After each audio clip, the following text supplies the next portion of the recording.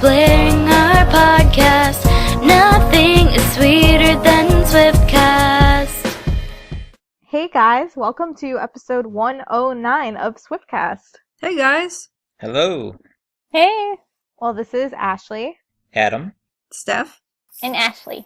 And it's been a crazy week. I'm barely recovered from last week's show, and then I was at the show last night, and then I have a show in 2 days, so I'm really not alive at all. By the time you hear this episode, Ashley will have already seen 3 shows, which is pretty impressive. Yeah, considering there's only been, if you don't count the Rock in Rio, there's only been 4 shows total. 3 out of 4. That's a good percentage. Well, I'm excited to ask Ashley a lot of questions about the show in Detroit because there were some pretty amazing things going on there, and we're going to be talking about that later in this episode. I saw someone on Tumblr say that Detroit should be renamed to Die-Troit because everyone died, and I think that's accurate. Spoiler warning, we received an email from one of our listeners that we're going to discuss briefly here, and it has to do with the tour, so if you don't want to hear about it, you can skip ahead into the older tweet section. Well, in tour-related news, we actually just got an email today from a listener. This is from Allie, who's in New Zealand, and she had a question for us. She wrote, "Hi, I love your podcast, and I listen to it every week. I wanted to hear your thoughts on Taylor's Blank Space performances. I loved her AMA performance, Blank Space, with all the magic tricks. It was a bit disappointing that she hasn't replicated it for her tour shows so far. Why do you think this is? And do you think she will recreate it for the tour date to come?" Yeah, first, Allie, thanks so much for listening to us every week. That's really awesome, and thank you so much. I think Allie has the same thoughts as I do on this, and I've talked about this on earlier episodes. She writes here, "It seems like quite an investment learning it all and buying all of that equipment for just one performance." And that's exactly what I've said on previous episodes. I don't understand. I don't know why she's not using the AMA performance. I much prefer it to the Blank Space / performance she debuted at the Brit Awards. And my only thought is maybe just with this huge catwalk, the kind of time it probably takes to set that up, maybe there's just not enough time and manpower to have even more stuff to deal with when getting ready for these shows. I feel like she kind of made the choice to have this huge catwalk and the huge rotating stage arm thing, and to sort of have that replace a lot of the other production that she normally has. Yeah, we've said on earlier episodes, this catwalk weighs 40,000 pounds. So I don't even want to guess how much it cost. And Taylor has a lot of money, we know, but when you go on tour, you also have the goal of making money and you have a budget to stay in line with. So it's understandable she already had the equipment for the AMA performance, but you still need the crew to set it up, and that's time and money. So I'm with you, Allie. I think it's disappointing. I really preferred the AMA performance, but I also love the catwalk. I think it helps Taylor to really connect with the fans. It feels like she's kind of in the crowd in a way. Yeah, I agree. And then also, it's not only just this particular performance where she decided not to do the whole, stage production. She kind of decided not to do that for the whole show in general. Absolutely. If you look back on our prediction episode where we had all kinds of crazy ideas using the Statue of Liberty and... I'm so upset there's no Statue of Liberty. That's my number one complaint. Me too! And you had the idea about the car for I Wish You Would and the bed, like her in a bedroom. Yeah, I mean, I thought for sure that there would be an upstairs and downstairs part of the stage because there always is, and I thought she could easily create scenes with different rooms, and she just decided not to do that for whatever reason. I mean, I just think back to how she said that she wants everything, this album and this tour to be so different that you can't even compare it to the others, so I guess that kind of explains what she was thinking. Yeah, and I'm glad she did it that way so that we can't compare it, but I do agree with Allie. I missed the production elements and really liked how theatrical the other tours were. Yeah, I still haven't seen the tour yet, but just remembering back to the AMA performance and how cool it was with the floating table and all the fire and flames. And then it just seems like it's a kind of basic performance during the tour. Is it just a simple singing performance, or is there any type of story or background to it? Can you give us a brief reminder of what it's like on the tour? It's pretty much exactly like the Brit Awards performance, with the screens and the guys with the hats and everything. And there is a little magic with the hat, right? Yeah, and I mean, I think she, in the whole show, uses her dancers almost as scenery in a way. I completely agree with that. It's almost like the dancers are the equipment, I guess, for this tour. The props. The props, yeah. But I will admit, I have seen the show twice, and both times I couldn't really see what was going on the main stage just because of where I was seated. So next week I'll finally see it from a seat where I should be able to see everything. So I might have a different view, but I'll probably still be disappointed because I thought that AMA performance was spot on. Well, thanks again to Allie for listening to us and for writing to us, and we want to encourage all of you guys to send us anything that you want to ask us or get our opinion on or tell us about the tour. You know, it's going to be going on for several months and we'll be hitting a few more shows, and love hearing what you think and talking about it and all different opinions that people have. So definitely keep sending those in. Yeah, and then you can get a shout out on the show. So thanks again, Ellie. All right, well, now we're going to move on to our older tweets, and there are definitely some gems in this one. This first one is one of my favorites because it includes a song that I absolutely love. And it's a tweet from May 31st of 2009. 6 years ago today. Wow. Wow, 6 years ago. When did Taylor join Twitter? Was that back towards the beginning of when she joined, or? I think 2008. Yeah, but I think she got a lot more active in 2009. Well, she tweeted, "Out on the lake with the band, trying my best to resist the burning temptation to scream, 'I'm on a boat!'" And if you don't remember what that reference is from, that is from the song "I'm on a Boat" by The Lonely Island, which is a hilarious satirical song that was first used on Saturday Night Live, I believe, as one of their little skits. If you aren't familiar with the song, go look up "I'm on a Boat" by The Lonely Island. It is incredibly funny and you'll love it. Next is from June 2nd, 2010, and Taylor tweeted, "So I decided that since my lucky number is 13, I'm going to sign for that many hours at CMA Fest. Come say hi." And she actually ended up staying for 14 and a half hours because she's amazing. And I will forever regret not going to the CMA Fest for that. Swiftie regrets. Swiftie regrets. And that was at the Bridgestone Arena in Nashville, right? Yep. It's crazy that so many people just went to the stadium just to see her, and not even for any type of concert, but just for a meet and greet. It shows that even back in 2010, how popular she was. She was. Our next one comes from June 5th, 2010. Taylor tweeted, "It's so hard to believe this is the last night of the Fearless tour, and that it's in Gillette Stadium. I'm walking on a cloud today." Aw. I always love those photos from her just looking around at the stadium in awe. So cool. The next one is from June 2nd, 2011. Just arrived in sunny Florida for our show tonight, and there are palm trees everywhere, and Story of Us is on the radio. Hi, Fort Lauderdale. And that was, of course, the Speak Now tour. The next one is from June 2012. Taylor wrote, "It's been a wonderful week in the studio. I'm so excited about so much." So she must have been working in the studio on the Red album at that time. The next one is from June 4th, 2013. I can't believe this was already 2 years ago. Taylor tweeted, "Filing this under Never in My Wildest Dreams. Thank you, Rolling Stones, for inviting me to Chicago to sing with you."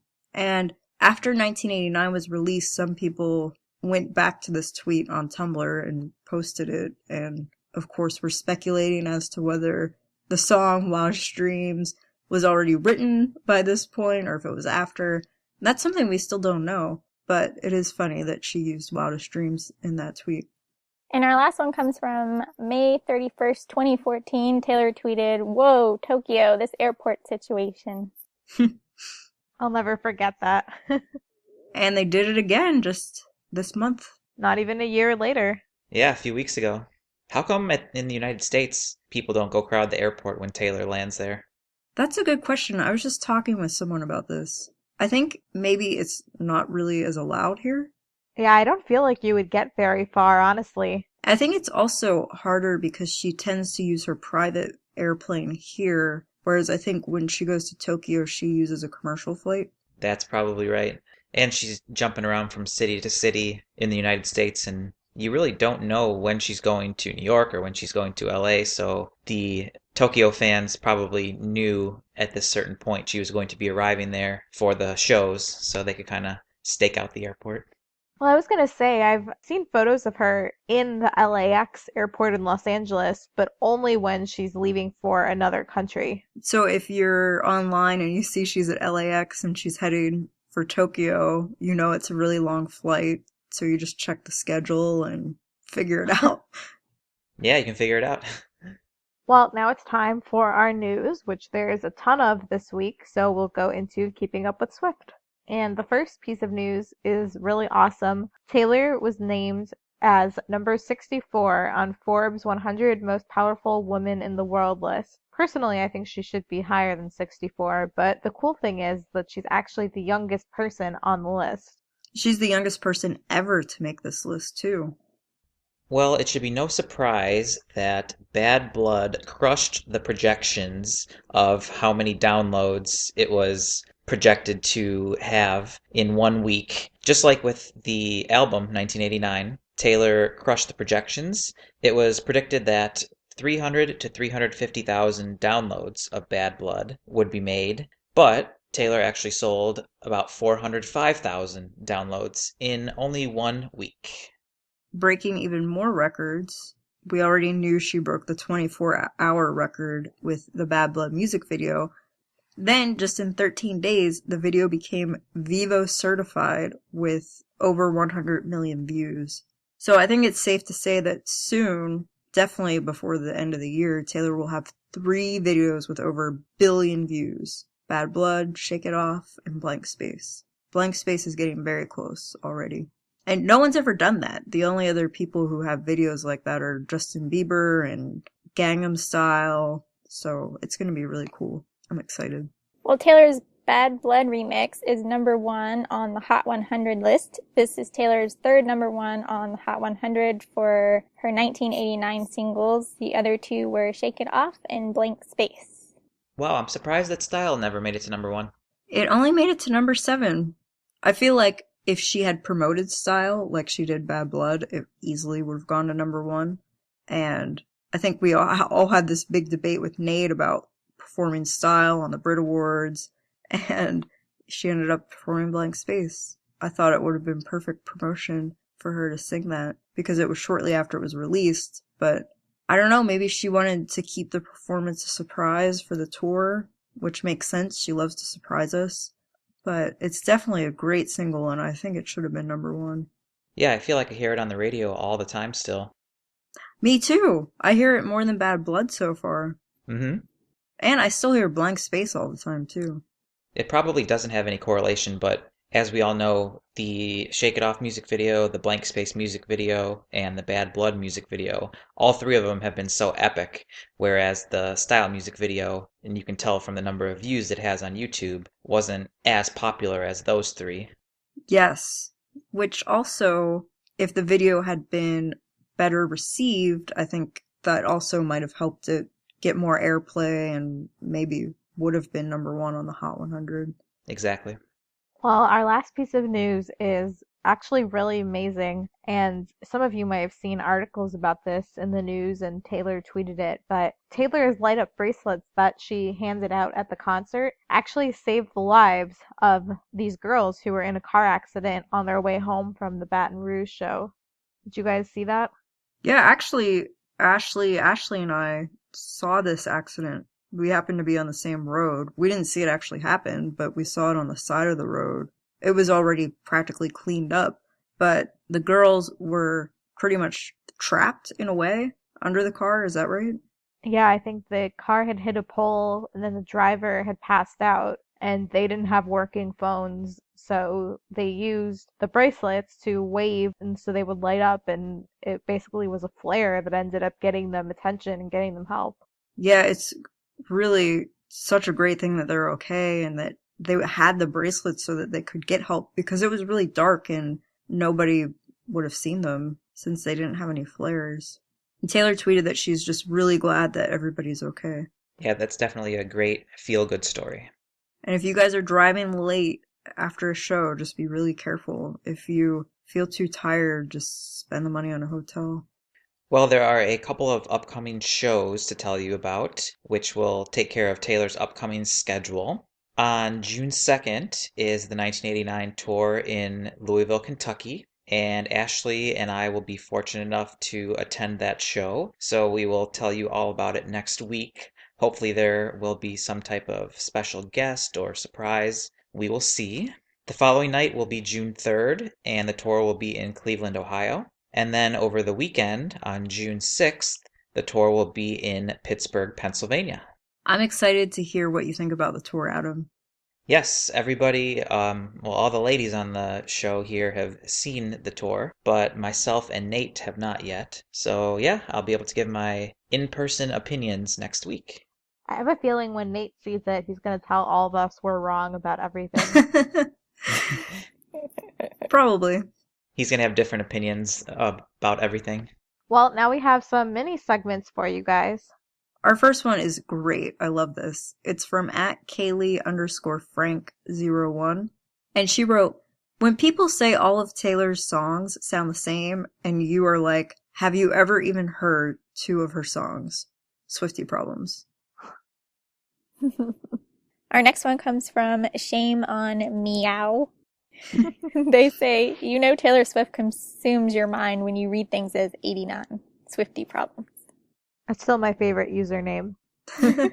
That is a great Twitter handle, yeah. Our next one is from Kelsey1202 on Twitter. Bad Blood is on. 6 days until the 1989 tour hits Louisville. Taylor fever is real. It's so real. And our last one comes from Caitlin on Twitter, and she said, my boyfriend doesn't like Taylor Swift, so I guess I'm single now. Swiftie problems. It's important to have a significant other who understands. Well, now it's time to move on to our fashion, and Taylor was in New York City quite a bit this past week, so we got some great, I almost want to say runway fashion, because that's what I feel like we get every day that she stops out in New York, and I've been missing it for a while. Yeah, it was nice to see her back, and she, of course, was flawless as always. On May 26th, she was out and about the city, and she wore her River Island black check smart shorts. She's worn these a lot and just leading up to 1989 for promotional shoots and things. I really like them. They're $60, but unfortunately they're no longer available, but I would keep checking if you like them. With that, she wore an open back sleeveless top from Zara, and that's also $60. Unfortunately, it's sold out right now. Then she carried a Mary Katransu bag, and this was an interesting bag, different than what she's ever carried. It was a small python glitter shoulder bag, and it is 1,170 euros. And then she also wore these really cool sunglasses that she's been seen in a few times, and they're actually from Swarovski. They're the Diva black and white sunglasses, and of course they're $250. I never even knew they made sunglasses. I thought they made crystal things that you sit around your house. But they're really cool looking. I love them. I really want them. If only it wasn't more than the cost of a Taylor ticket. And then on May 26th, Taylor was seen leaving her apartment with Calvin in New York. She wore a Prada Safino Luxe tote, which is $2,240, but is now on sale for $1,540. And then she also wore a aqua textured floral crop, which is $48. And then a matching floral skirt, which is $68. And then she had on Prada peep toe slingback sandal. But unfortunately, that's no longer available. But I really love the crop top and skirt that she wore. That's super cute and actually affordable. Yeah, I really like that one. I loved it. The colors and the pattern of it almost reminded me of the seagull shirt. Me too. I thought the same thing. And I got to chime in because this was when she was leaving her apartment with Calvin Harris. And I got to ask Nate, maybe we should start to include some Calvin fashion so me and Nate can look up the clothes that Calvin's wearing and see if we want to buy that. I feel like it's always black or gray.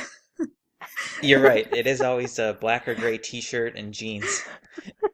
I like it, though. At least that might be easy to find. Maybe you and Nate should start a Calvin fashion page. Maybe. It's a good thought. CalvinHarrisStyle.com. Well, on May 29th, she was heading out to Tamarind Restaurant, and she had on a haute hippie short flirty skirt, which is $4.95, with a Michael Kors circle eyelet tie front blouse, which is $125. And with it, she had another purse, the Bulgari Serpenti Forever Flap bag, which has not been located. And then she had her Prada halter strap peep toe sandals in brown, which are $735. Was this when she was with Gigi and Martha? Yes. When they were accidentally recreating the Bad Blood video? Exactly, yeah. She Instagrammed that photo. I love this skirt. She's actually worn it in Loft 89 before. And when I originally saw it, I thought, that looks like something that might be affordable. But it wasn't. On May 27th, Taylor was seen leaving her apartment, and she was wearing a Rachel Zoe Delaney romper, and that can be found for $365. She was carrying a Michael Kors large Casey tricolor satchel, originally $1,195, but on sale for $896.25. Her shoes were SJP by Sarah Jessica Parker. They were the Fawn Pumps in suede turquoise, and those are $350. And that was the day that she went to the Keds event later in the day, and she changed shoes to obviously wear some Keds at that event. And she was wearing the Taylor Swift Champion New York Keds, and those are $54.95. It's funny how the shoes can completely change an outfit, because the heels just really popped with the outfit and made it look really dressy, and then when she changed to the Keds, it looked so much more casual, and I really liked both looks. On May 28th, Taylor was leaving her apartment, and I think this is probably a favorite outfit of the week for a lot of people. She was wearing these black overalls, and then she wore underneath the overalls a skinny rib crop tee in white from Topshop. It's only €8. Unfortunately, it's sold out. Then she was wearing sunglasses, which are from Westward Leaning. They're called the Pioneer 5 sunglasses in golden, and those are $180. Then she was carrying a Gucci Jackie soft leather flap shoulder bag, which is $2,350. And she wore black Topshop Magnum heeled boots, and those were $150. Unfortunately, the black overalls she was wearing have not yet been located, but I think it's really exciting. Taylor's already brought back the whole romper and skirt and crop top and high waist short look. People can say whatever they want, but I truly believe she's the one who has been bringing these styles just back into season and popular again. So I was excited that she was wearing overalls. Maybe now they'll come back. Did any of y'all see the picture going around on Tumblr of her and then the side-by-side picture of Rachel from Friends that they have matching outfits? Oh, did Rachel wear black overalls too in an episode? There's a pretty much similar picture of Rachel from Friends wearing overalls with a cropped white top underneath. I've seen every episode like a billion times, but I don't remember that. I'll have to look. Probably was just like a short clip bit of it from Friends or something, and then she changed. Yeah. This was the day that she and Calvin went out with Ed. And so in some of these photos, you can see Ed in the background, and people are making all these memes about just being funny, like him being the third wheel. One of them said, It will be fun, they said. You won't feel weird at all, they said. But I'm sure he had fun. He just got his wax figure at the wax museum, so he probably was having a great day. Well, on May 30th, Taylor was leaving her apartment in New York, and she wore Elizabeth and James black and white striped J-rin top, which was originally $315, but is on sale for $189. And then she had Sarah Plen yellow Annie bag, which is 950 euros. A Ralph Lauren metal and plastic cat's eye sunglasses, which were $200 but are sold out. And then ASOS Have It Your Way heeled sandals, which were $50 but were on sale for $46, but unfortunately are out of stock.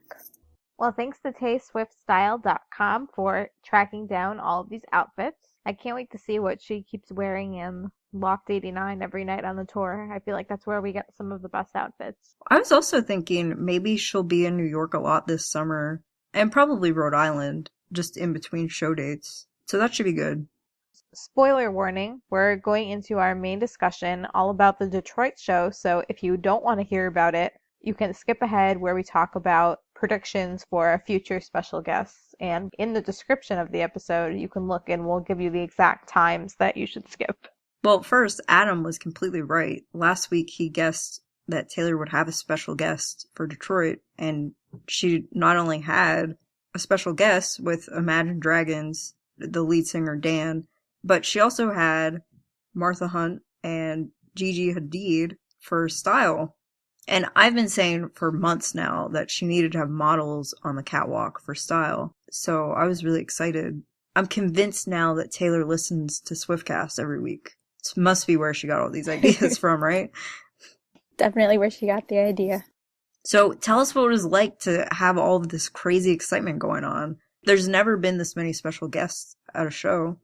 I know, and the reason why I thought Adam was wrong was because Detroit, Michigan in general, is just not somewhere that she's ever brought a guest before. She usually reserves those for the big cities like LA and New York and Nashville, and I guess that's kind of why she did it, because she knew nobody was expecting it. This gives me hope that other smaller arenas will get special guests. Well, it was interesting because obviously on the other tours, after there's been a special guest or two already, you start to be aware of the point in the show where the special guest would be. So you're kind of anticipating it, and they're like, is there going to be one? If there is, it'll be after this song. Mm-hmm. On the Red Tour, you knew when she went back to the stage after Sparks Fly. If she didn't go down into the floor, then that meant that she was about to bring someone out. So we had no idea. I'd heard the rumor that she's sound checking Imagine Dragons, but I assumed that it had to be for a later show and that it wouldn't be for that night. And I was still hoping that it would be, but we had no idea what point in the show it could be. And in the beginning of the show, I forget what song it was after, but it was after she'd only done maybe 3 or 4 songs. She was talking to the crowd, and she was mentioning how Detroit is a great place for her, how she sang the national anthem at Ford Field when she was younger, and that she's been at Ford Field on the Speak Now tour and the Red tour, and that it's always a great crowd. And then she said, I might have some surprises for you guys later. And that's when I pretty much knew that there was going to be a guest, but she usually doesn't give it away like that. She really doesn't until right before, usually. So that was exciting, and then we still had no idea when it was actually going to take place. So the show went on more, and then every time she would stop to talk to the crowd, I was like, is it now? Is it now? We just didn't know. So you're going through the show, and then what gave you a clue that she was actually going to be bringing out a special guest? After she finished, all you had to do was stay. She sort of stayed standing where she was. And I forget the exact words that she said. I'll have to go back and watch my video. But she said something like, okay, Detroit, you've been really awesome. And I won't even think I was processing all the words that she was saying because I was just so excited. Well, that's interesting because at Rock in Rio, when she brought out Ed, she ended up cutting All You Had to Do Was Stay. Yeah, and I was really concerned of what she could possibly cut. I assumed she was going to cut something, and there was no performance that I didn't want to see again. So I was amazed that she just did a longer show. She didn't cut anything. Did she start the show earlier? No, she started it even a little bit late, I think. Oh. When I was following along and saw All You Had to Do Was Stay was being performed, I thought maybe we were wrong and she wasn't going to have a special guest because that was what I thought she would cut. I'm really glad she didn't end up cutting anything. Yeah, it's good to know that she can throw in a special guest and make the tour slightly longer and not have it affect anything else. And so she started talking about how one of her favorite bands came out with one of her favorite songs a couple of years ago. And I remember it was a different song of Imagine Dragons, but she had one of their songs on the pre-show playlist for the Red Tour. So she's definitely been a fan of theirs for a while. And then she brought him out and they sang Radioactive, and it was so awesome. The bracelets were programmed so that they were alternating, flashing red and blue. It was so insane. Wow. And Taylor's a huge fan of this song. At the Grammys last year, when Imagine Dragons performed Radioactive, she was going crazy. And people were making fun of her, and that's because people were stupid. But she was just having so much fun, and I think it's so great that they got to sing this together. Yeah, and if you want to go check out the video of the performance, Taylor actually tweeted it. It's a link to a YouTube video that somebody took, and hopefully this one won't be taken down off of YouTube because it's not a song that's going to be performed every night. It's a unique one, so hopefully it should stay up and you can watch it. What was interesting to me was that in the past, whenever she's had a special guest on, when they finish the song, she always walks off the stage with them, and then there's sort of like a transition into whatever the next performance is. Well, she really doesn't leave the stage as frequently during this tour at all. So when they were done, they were towards the end of the catwalk, and she told everyone to give him a hand again. And then he walked off the stage, and she stayed on the stage and was strapped into her harness for the acoustic set. Yeah, that's an interesting difference. And I'm guessing this would be the placement for other special guests. She could change it, but it seems logical to do it right before she goes onto the B stage acoustic part. It was just really abrupt to go from this over-the-top rock performance to an acoustic song. Well, maybe the reason why she put it there for Detroit was because she knew she was also having special guests for Style, which is after the acoustic set. True. So it could really change at any time. Yeah, I feel like with the way this whole show is arranged, it would be pretty easy to have one at any point. Because there's not as much changing of the actual stage set, I feel like it's more flexible. Mm-hmm. And Ashley, didn't Taylor, when she was giving her little speech, mention how Dan is in the middle of his own tour and how thankful she was that he was able to take some time out and come join her for a special performance? Yeah, she did say that. That's awesome that artists, as big as Imagine Dragons, because they're huge, have enough time and want to take the time out from their busy schedules to come join her. Yeah, especially that interview with E. Taylor explained these people were playing for free. And in my opinion, if I were an artist, I don't care if it's free. It's Taylor. I'm playing to a stadium that has 50,000 people in it. I'm going to go play. But other artists might not view it like that. So it's cool that people are willing to do it. So after the performance, she went right into You Are in Love, and I was a little disappointed. I was hoping she would rotate back to Wonderland because I haven't heard it live yet, and she did You Are in Love at the last show. Yeah, I'm still thinking, I think on a previous episode I said maybe she wants to do You Are in Love when it's a stadium so that the whole stadium echoes for her, the On the Way Home, In the Silence lines. So I'm wondering if Wonderland will be for arenas and You Are in Love will be for stadiums. I could be wrong. I've been wrong about a million things for this tour. I guess if she does it on Tuesday and Wednesday this week, then we'll know, or at least it'll be more likely. Yeah, we'll have to see what she does in Louisville and Cleveland because those are arenas. I still am a little bummed that there doesn't appear to be a surprise song. Yeah, I really loved your idea about having an 80s surprise song. Well, that would have been amazing, too. She has so many 80s songs on the pre-show playlist. So fun to dance to.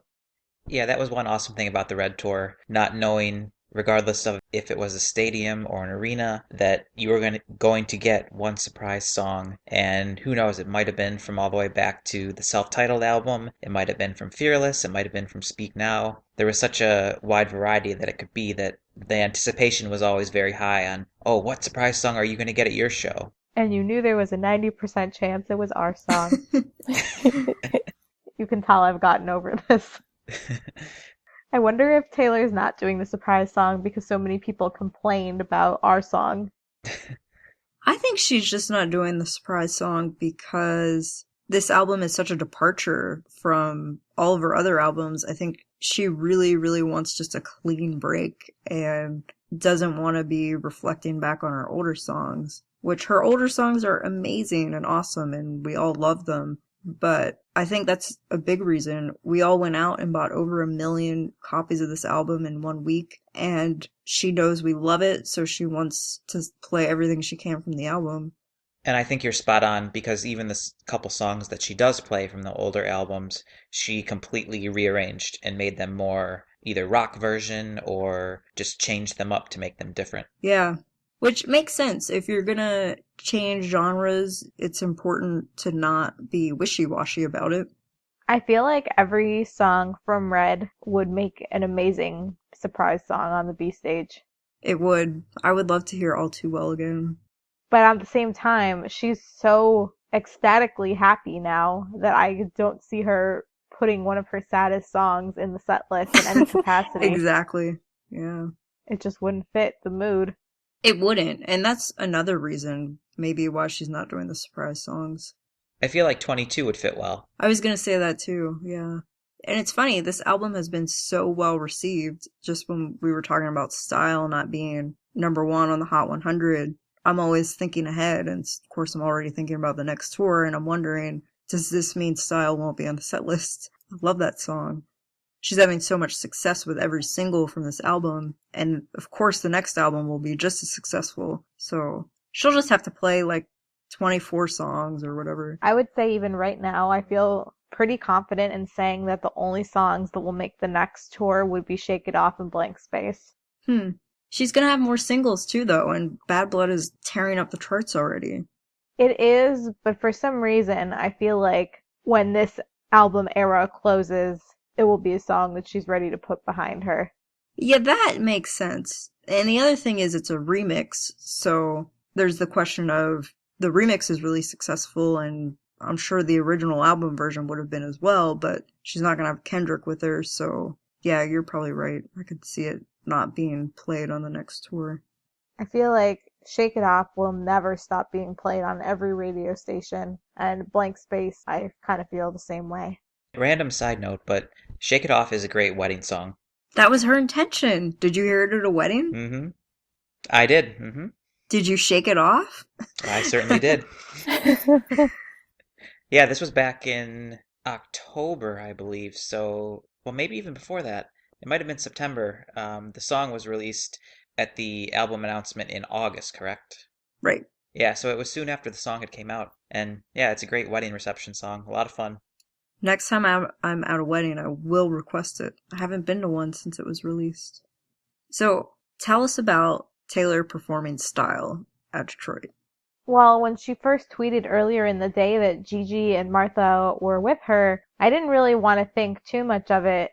I guess I kind of felt like if they were part of some surprise, then she wouldn't have tweeted that they were there, so maybe they were just hanging out with her. I knew she had just left New York, so I thought maybe they just decided to come along because they were free and they wanted to see the show. And then when she had Imagine Dragons, I thought, oh, well, that makes sense. They wanted to come because they knew she was going to have this great special guest. But then I really wasn't expecting them to come on in any capacity. I was not expecting them for Style. I kind of forgot that they were there. And when she brought them out, it was just everybody went insane. It was the coolest thing ever. Did she introduce them, or they just appeared on stage while she was performing?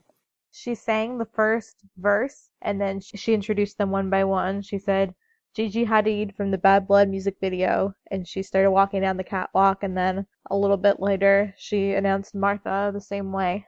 Oh, she didn't introduce them as Slay Z and Home Slice? No. She should have threw that in there, too. And then I thought, oh my god, what if it's some show for Bad Blood? She just has the entire cast on stage. Maybe one of the LA shows. We all need tickets to LA. All 5 shows. Well, that was really cool, and I'm glad she took my suggestion, I'm sure she heard it on here. That was good. I thought the same thing as Ashley. When I saw them in New York, I thought, oh, they're probably just going to see the show with her. They'll probably be seated somewhere special. So, was there anything else weird that happened during the show? Any mishaps? Anything interesting? Any mishap? No, I don't think so. So you had a different viewpoint this time. Last time we had such a side view. Did you have a different impression of the stage and just the show in general based on where you were sitting? Yeah, I didn't realize, I guess people had told me, but I didn't realize how much was really going on that main video screen right behind her. Because on the screens that we could see, we only saw her performing, so I didn't know that they were recreating, streets and New York and different video montages and all sorts of stuff. I think the coolest one was during the We're Never Ever Getting Back Together rock mix. I don't even know how to describe what Taylor looked like in that video. I love that part. She has such cool makeup on in that video. It's like if she joined the band Kiss, that's what she would look like. Wow, really? I haven't seen this before. Not that extreme, maybe, but it was very cool. And there are 3 of her all over the place for that part. So yeah, I think seeing that screen made me like the show more. Yeah, I haven't really been able to see the main stage that well either, so I'm excited to see more of the screens like you did in Detroit. While I do feel like there's something missing without all of the production elements and props that we were predicting, it's very clear that Taylor made the conscious choice to have it this way. It's not like she just didn't plan out her performances, so there's not anything. She wanted it to be more interactive with the crowd. She wanted to spend more time on the catwalk. She wanted to put time and money and resources into making the coolest catwalk and rotating arm that she could, and she decided to make those the focal points, and she still put a lot of effort into the video screens because the videos are really cool. So it's not like, I don't think this show took any less effort production-wise. I think she just went a different route.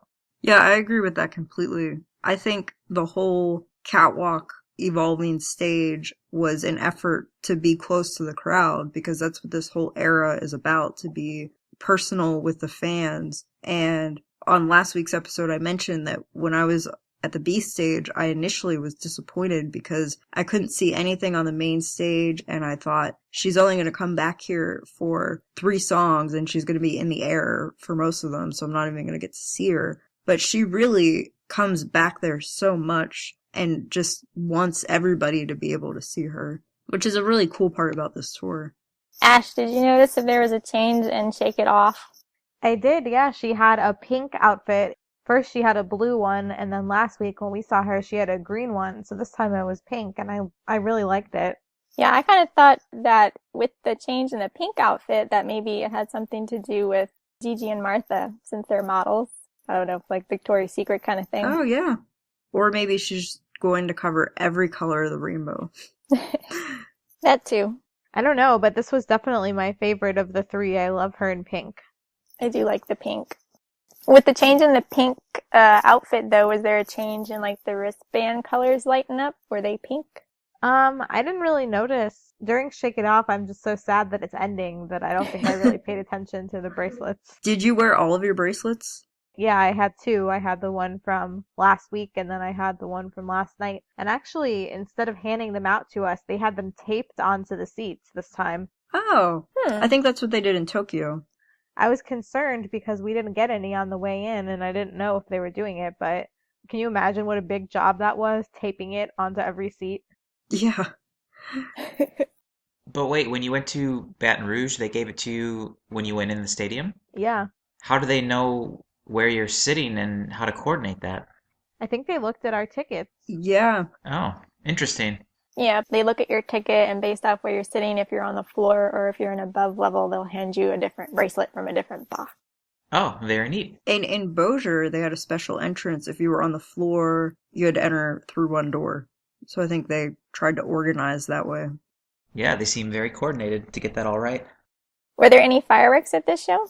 There were, and I was a little concerned because this was an indoor covered stadium and it got pretty smoky after the fireworks. Were they the same as at Baton Rouge? It seemed like it. Maybe they were a different type that's safer for indoors, or maybe there weren't as many, but it seemed very similar. Wow. There are way more fireworks for stadium shows at this tour than ever before. I love fireworks, so I'm happy about it. Yeah, that's good. I'm looking forward to stadium later this summer. Well, one thing that we didn't do when we made our predictions for tour is we didn't talk about which special guests we thought would be on tour. And now Taylor already had one, so we missed out a little bit. So this week we decided to talk about who else we think is going to join Taylor on tour as a special guest. I actually made a whole list because I want to actually be right about something for this tour.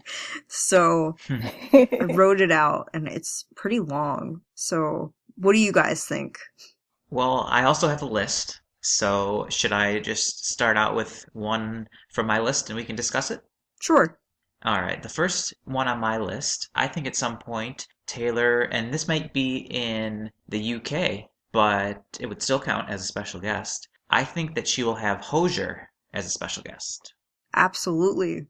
Take Me to Church is such a big song, and it seems like she is friends with him. They've been seen out together once or twice, I believe, and I think it would be a good song that a lot of people know, and I think that it will happen, maybe in the UK. I absolutely agree. That would be a great special guest. I also, speaking of the UK, feel like Sam Smith might appear again at some point. He could. He definitely could. I know he's currently on vocal rest, I believe, after having some type of minor surgery, I think. Yes, I think he had surgery on his vocal cords. So maybe a little further into the tour when he's all better. Well, speaking of the UK people, I could also see Ellie Goulding again and James Bay. Ellie was a guest on the Red Tour, correct? She came to LA and in the UK. Okay, so a double special guest. Yeah. Who else did you have on your list, Adam? My next one is Echo Smith. Perfect. I hope that happens. Yeah, it seems like they have been tweeting each other once in a while, and Echo Smith performed before Ed, who performed before Taylor at Rock in Rio. So I think there might be a little connection there, and I could see them performing either Cool Kids or Bright with Taylor. I hope it's Bright.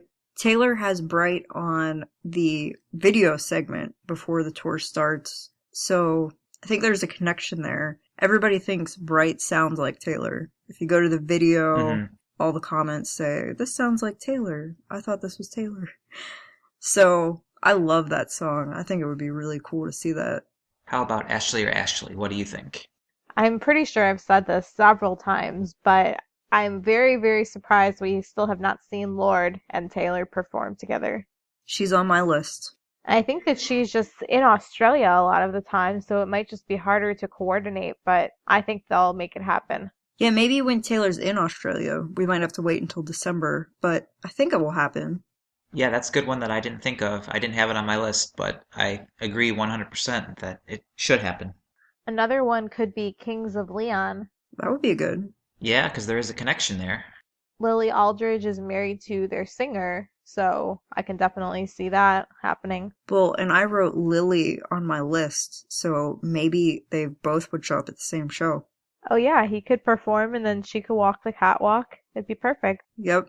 There you go. I put Carly and Cindy Crawford also on my list for style models. And Cara. Pretty much the Bad Blood video models, I think, maybe will show up on tour. For a special guest, I was thinking Taylor might have the 1975. I have that on my list too. Ooh, good one. I agree. She loves them. And then also possibly Justin Timberlake. But I could see him more for, I guess, an LA show, which would be kind of disappointing because I would want to see him live. That would be great. That's also very surprising that it hasn't happened yet.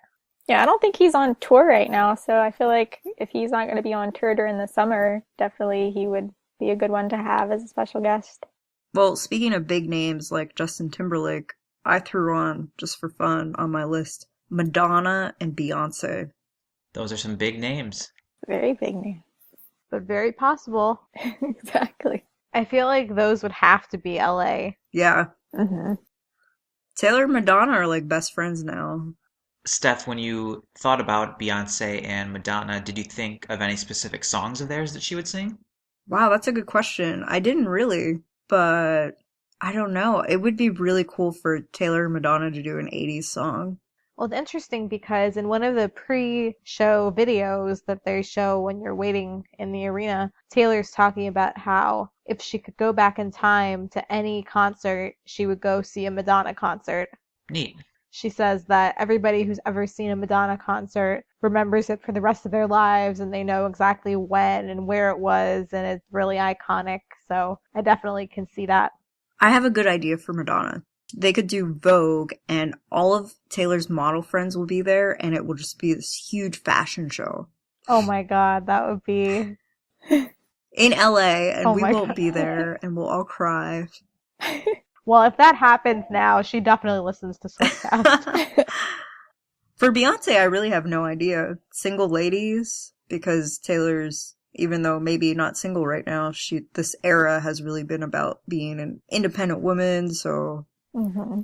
Normally, I would say that, with the exception of Madonna, I can't see her doing an old song like that, but since she did Jenny from the Block, I think anything's possible. Well, how we were just mentioning LA, and we might have mentioned this in a previous episode, but I think all of us agree that at some point in LA, we'll have Kendrick Lamar to do the Bad Blood remix. And we will cry again because we won't be there. And the reason we say LA for Kendrick is because he is from Compton, California. So that seems like the most logical place for him to be a guest. But then it also seems like she's gone away from limiting the guests to people from that place. You're right, because Imagine Dragons are actually from Las Vegas, and they showed up in Detroit, so no correspondence there. I feel like she does save the really, really big names for LA, though, so I could see it happening in LA, and I'll be sad that I'm not there, because seeing that live in person would be amazing. Well, speaking of Kendrick, the one I picked who I probably want to see the most is Ryan Tedder. Desperately want to see I Know Places live. That would be cool, even though he doesn't have any vocals on the song. He was involved in the song, and it'd be cool to hear a duet of it. Well, I was just thinking of who she might have in Nashville for special guests. Do you guys have any country artists on your list that you can think of? I have two, but you go ahead first. Well, I was thinking, I think you probably mentioned this before, Steph, but is it Christine Ballerini? Is that how you say Yeah, her name? Kelsey. Yeah, Kelsey. Oh, sorry. Kelsey. she's on my list. I think that will happen. She's the only one I thought of. So that's why I was asking what y'all thought. I also thought a repeat of Luke Bryan. He's probably the hottest act in country right now. I could see her bringing him back. I also have one repeat on my list, and that is Fall Out Boy. I think there might be a chance that we see Fall Out Boy again. That would be awesome. Well, along the lines of 1975, I put it some other bands Taylor's a fan of, and that includes Borns and The Broods. Oh yeah, definitely. I could see them coming out at some point. Borns has Electric Love, which Taylor loves, so I think that song would be cool to see live. And it has an 80s feel to it, so it would be a really good special appearance. I had a couple more on my list. I couldn't remember off the top of my head if he has been a guest or not, but Adam Levine from Maroon 5? I don't think he's ever been a guest, right? I don't think so. No, and she's definitely been a fan of theirs for a long time. Mm-hmm. And she worked with him on The Voice in the fall. Correct. She could probably just call him up. And his wife is a model, so maybe she'll come walk the runway that night. Yeah, I wonder if she's friends with his wife. I don't think we've ever... Well, we've seen pictures of them at the Victoria's Secret fashion show, but... Yeah. Another one I thought of, an incredibly popular song, is from Walk the Moon, Shut Up and Dance. Yes. Love that song. That needs to happen for sure. I think I've said 800 times before that it should have been the fan cam song. I agree. If they're special guests, I would be really happy with that. And then I had Nick Jonas, because it seems like the two of them are pretty friendly. Yeah. I would love that. I want to hear Jealous. I could see that in LA too, maybe. And then the last one I have, I'll do a trivia for you guys. It is a band that we thought had a good chance to be one of the openers for Taylor. Ooh, Do you know who I'm thinking of? Fifth Harmony. Correct. Yes. That was quick. Yay, Steph. I absolutely think they will sing Worth It. I was gonna predict that song too. Well, speaking of female bands, I really hope I get to see this, but I think when Haim opens, that Taylor will bring them out during the show for a song. I think so too. She loves them too much to not do that. And they're in all the videos during the whole show. Exactly. Maybe it will happen for every show they open. That would be amazing. I really love Haim. Do you think we will ever get a Haim, Calvin Harris, Taylor Swift collaboration on Pray to God? I don't think the internet could handle it. And with Calvin being a DJ, I think it would be interesting to have him up there on stage as well. I was going to say the same thing, but I started thinking, how would that even work? Like, they just put a DJ booth up on stage. Yeah, he could be a special guest, but the logistics might be difficult. That would be pretty cool to see them performing together, though. I just can't wait for Haim. Their shows are going to be, starting in July? I believe. I know they're at MetLife and DC, and those are all in July. Yeah, their first show will be MetLife in New Jersey on July 10th and 11th. Another reason why I need to go to those shows. Well, the last ones on my list were summer repeats, Hayley Williams and Selena. And then I threw Ingrid Michaelson on there. And then I'm also hoping Ed will come again, preferably at a show I'm at. In case Taylor's listening, just to throw that out there. Yeah, I was going to say, we can't forget Ed. I really hope Rock in Rio wasn't it. He needs to come out again. Hopefully between his tour schedule and her tour schedule, they can work something out. But Ingrid is a huge fan of Taylor. Taylor's a huge fan of hers. I could see that happening. I think we have a really good list. Did we miss anything? I mean, if it were up to us, she would just have a guest every night. Absolutely. I don't see any reason why she can't do that. Me either. It'll be fun to see what happens, though. Well, we'd love to hear what you guys think, any guests that you're predicting or who you would like to see, and it'll be fun as we go through the tour to see how wrong we are. So wrong. Well, just a few reminders for you guys before we wrap up. Please hit the subscribe button on iTunes, and that will always download our latest episodes for you. And you can tweet us throughout the week with anything you want to talk to us about at Swiftcast13. We're on Tumblr at Swiftcast13, Instagram.com/TheSwiftcast13, Facebook.com/TheSwiftcast. You can email us at theswiftcast13@gmail.com. And all of this information is on our website at swiftcast13.com. And iTunes, now that we've put out more than 100 episodes, will only show you the last 100. So if you'd like to listen to any of our older ones, make sure you go to our website where you can do that. I think we should just let Adam handle the predictions for this week since he's psychic. Yes, please predict something for Pittsburgh for me. That will be really exciting. Ooh, okay. I was thinking I was going to have I'm going to die because my first show is on Tuesday, June 2nd, and Taylor's going to slay. But give me a moment to think about a prediction for Pittsburgh for your show, Steph. I'll go out on a limb. I think Taylor will have a special guest for Louisville. I don't want to jinx Adam and Ashley because I'm wrong about a lot of things, but it would be good to have a first special guest in an arena, so I'm going to go with it. I sure hope you're right. And by the time you hear this episode, we should know if I'm right or wrong. I'm just honestly really stumped. I don't know. Well, I was going to say, to go along with Steph's prediction, if she does have a special guest in Louisville, I'm thinking maybe she'll pick a country artist for her special guest.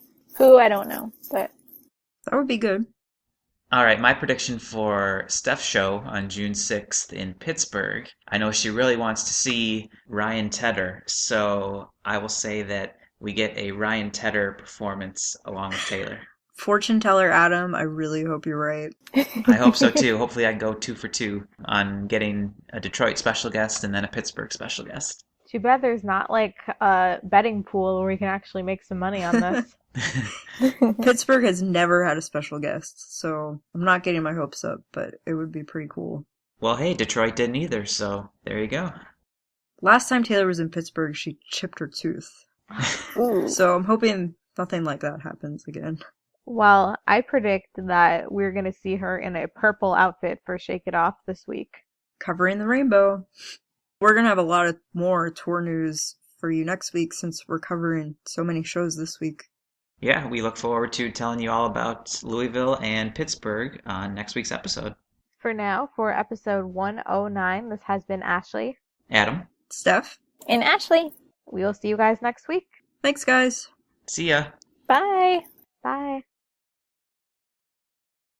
Thank you for listening to this episode of Swiftcast.